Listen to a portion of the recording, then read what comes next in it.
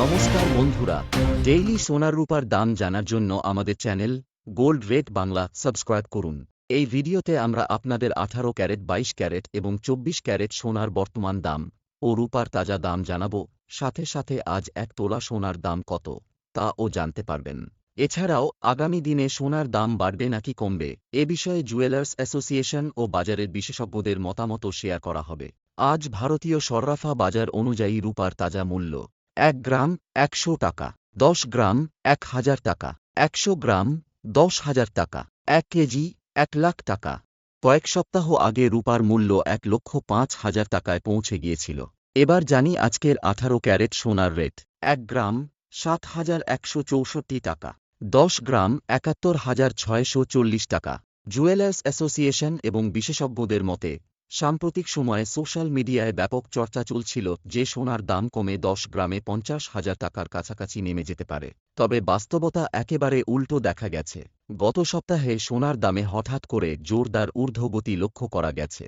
এখন আন্তর্জাতিক বিনিয়োগ সংস্থা গোল্ডম্যান স্যাক্স একটি নতুন রিপোর্ট প্রকাশ করেছে, যেখানে বলা হয়েছে যে 2025 সালের শেষের দিকে সোনার দাম প্রতি আউন্স $4,500 পর্যন্ত পৌঁছাতে পারে, যা ভারতীয় মুদ্রায় 10 গ্রামে প্রায় 1,36,000 টাকা হতে পারে। এই মূল্যবৃদ্ধির মূল কারণ হিসেবে রিপোর্টে বলা হয়েছে আমেরিকা ও চীনের মধ্যে চলমান বাণিজ্য যুদ্ধ এবং সম্ভাব্য বিশ্বমন্দা।